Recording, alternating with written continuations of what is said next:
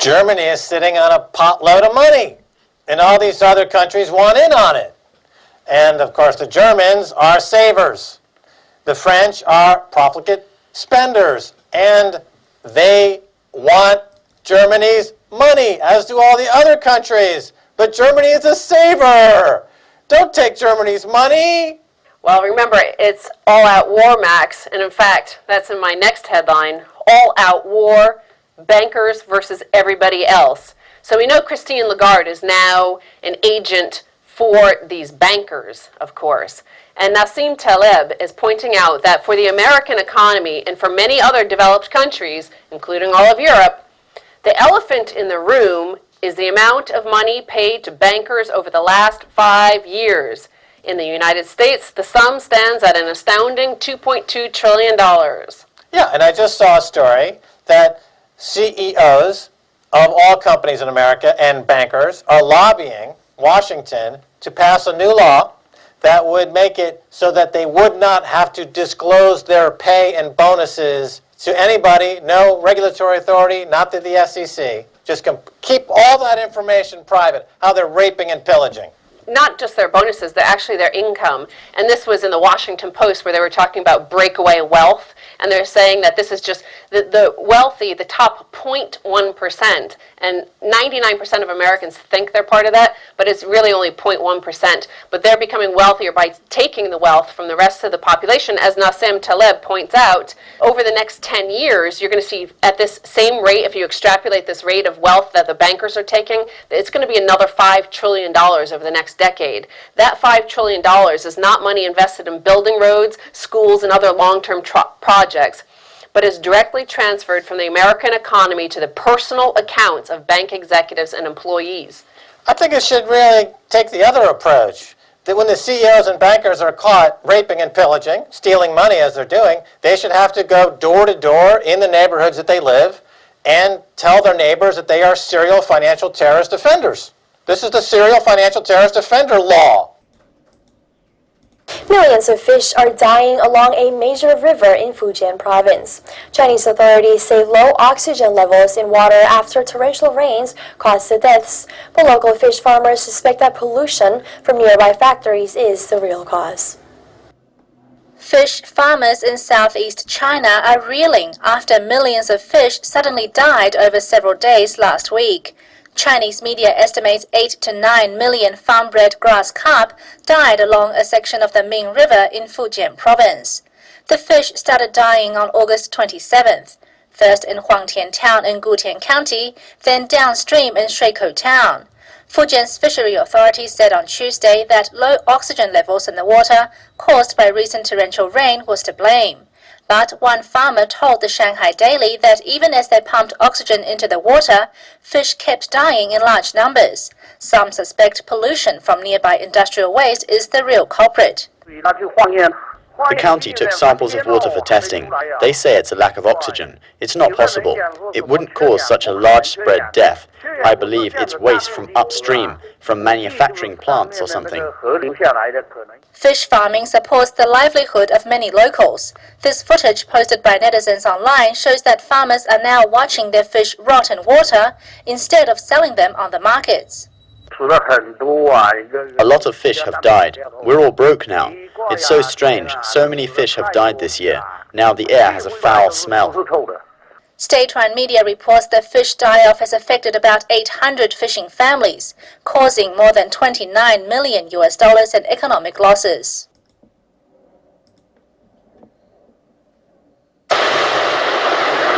It's more proof that there still are offshore tar mats, and this is washing ashore after you get that surf-heavy action from the storm we had this past weekend, and we still have some remnants of the oil spill offshore covered up, and it's going to continue, looks like, to come to shore. Our balls, you could see them stuck together, little seashells kind of stuck together. You could smell it. At least it's kind of smelled like dead fish at first, but once you kind of saw the ball, you smell the ball, you can tell what it is. Well, the biggest thing is we want it to be cleaned up and make sure that the folks continue to, on a daily basis, monitor the situation and clean up as necessary. Hello everyone, welcome to Global Government News. Today is Wednesday, September 7th, 2011, and I'm Darko.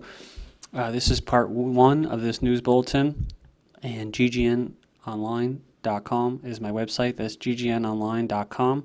Also, ddarko2012 is my YouTube channel, so go in there and check that out. You can follow me by email by putting your email address in here, and then anytime I post something on my website, you'll get a little email. Also, you have a news archive of all the videos. And like I said in the second video, the last video, it's been about 2 years now since GGN's been going now, so not sure how long I'll do it for, and I'm just kind of changing my format here. I'm not sure if I'm going to do Monday, Wednesday, and Fridays or what, but lately I've been cut down to 2 videos now, and either way, hopefully I can keep providing you with this information. Okay, so I have a poll up here. Libyan leader Colonel Muammar Gaddafi will, and it's a mystery.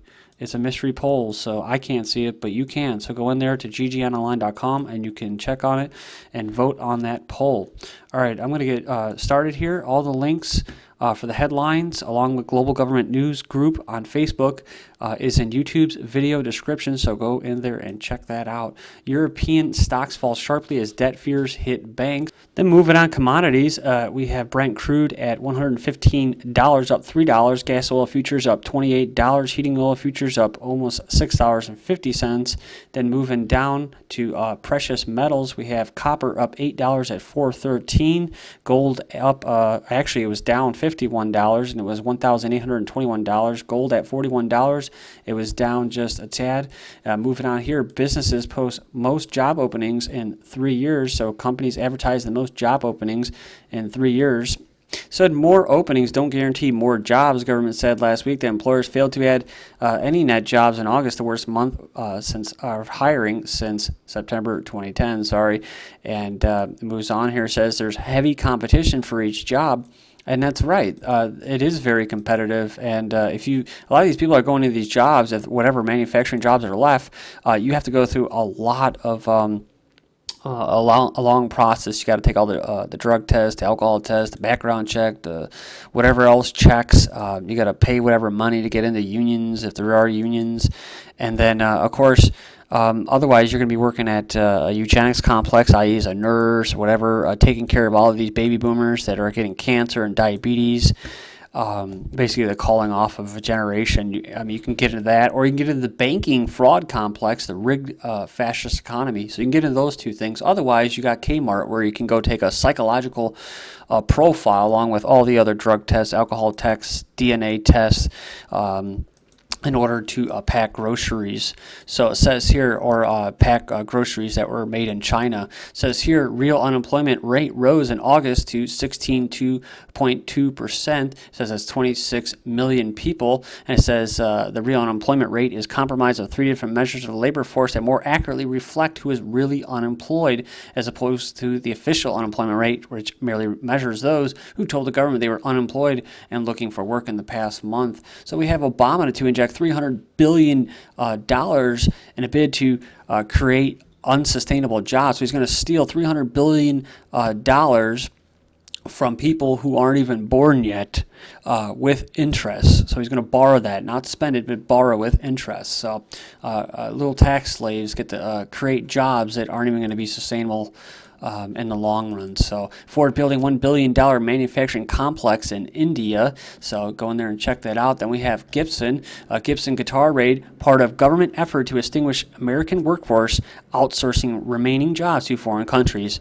And this is a black helicopter coming around my house. So don't worry if you hear that sound.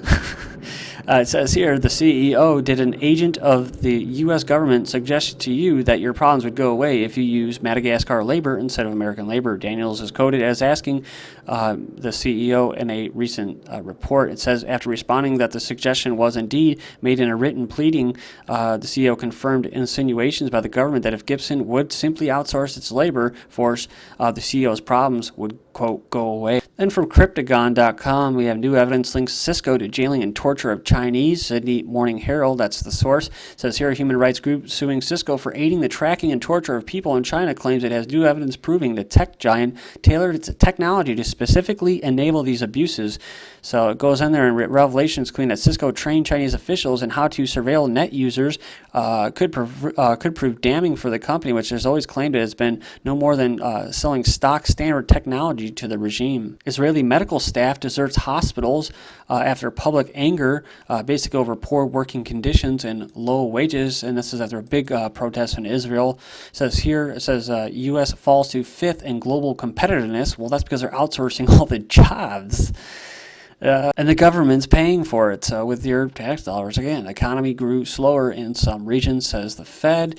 And we're going to keep moving here because I have a lot to get to. SOROS Eurozone crisis could be worse than Lehman. So the legendary investor said the lack of Central European authority. The lack of Central authority could make the crisis worse. So we need more authority, more power, more authority. Fed's Evans calls for further stimulus aggressively to reduce unemployment. So let's print some cash, get this rigged economy going. Says here, mail delivery may stop by August 2012 unless U.S. lawmakers free up cash. So remember what I said, guys. Here it comes, the stimulus talk, and we're probably going to be hearing it for the next 12 months. It says here, bring out your dead. UBS, the Bank of Scotland, quantifies costs of euro breakup, warns of collapse of banking system and civil war. Says here, under the current structure with the current membership, the euro does not work. Either the current structure will have to change or the current membership will have to change. It goes down here and says that in the euro, the consequences would include corporate default, recapitalization of the banking system, and collapse of the international trade. It's also worth observing that almost no modern fiat currency monetary unions have broken up without some form of authoritarian or military government or civil war. And that, of course, was a report put out by the Bank of Scotland about the breakup of the euro. German court upholds bailouts at Germany's High Court on Wednesday, upheld the country's participation in last year's bailout of Greece and the Eurozone Rescue Fund. Then we have workers in Italy and Spain protest government austerity measures. Demonstrators in Italy and Spain have taken to the streets and protest the government measures to tackle the debt in two of the Eurozone's most beleaguered economies. So then we have new proposal aims to put more green shackles on developing economies. The meeting basically turned into another global round to put green fetters on developing economies. And it says here, and it's going to do that in developed economies if you want to call them that as well. It says here, uninsured have increased under Obama, and since Obamacare was enacted, then it says here, further evidence the UK economy is stagnating emerged today as official figures show lackluster growth in the manufacturing sector, saw just 0.1% month-on-month rise in activity. Then we have housing prices drop 1.2%, and that's, of course, in the UK. Restaurants want a piece of food stamp pie. The number of businesses approved to accept food stamps grew by a third from 2005 to 2010. Records show.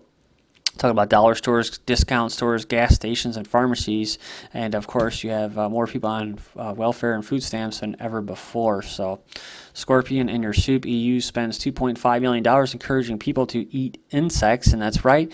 This is the future. You have the Japanese creating crap or food out of meat, out of crap, and turning drinking water out of wastewater, and all kinds of crazy stuff now. But spare body parts could be grown in factories in years after scientists implant lab-produced organs in humans. Then we have Glasgow's Twin City is selling living prisoners' organs to health tourists. Moving on, we have swine flu vaccine narcolepsy link confirmed. So Finnish scientists found a link. Should alcoholics receive a vaccine? Maybe. Roll up your sleeve. It says CDC strokes rising among younger ages, and I wonder why that is. Warning over global cancer levels. So it says increased 20% in under a decade. That is eugenics, weaponized eugenics. Says here, British lawmakers in rare debate on abortion law, talking about getting counseling before you get it, and then talking about honoring killing of her daughter. Anybody know what that is? Please let me know what an honor killing is. Toddler taken into care after her mother was branded a drunk by police when she had collapsed in the street from a brain aneurysm. Then girl chose to stay with her. So Texas cuts fire department funding by 75% this year, and then they turn away volunteer firemen. So you like that? But they're going to call on the federal government and military and troops. EPA EPA declares hay a pollutant. Then 444 film billed as wake-up call to humanity. That's right, humans are bad and evil, and that is programming, guys. That's programming and mind control. That's what that is. Arctic sea ice set to match all-time low, but IPCC admits a mistake over melting Himalayas, so it's all a lie. GGN, and I'm Darko. Thank you.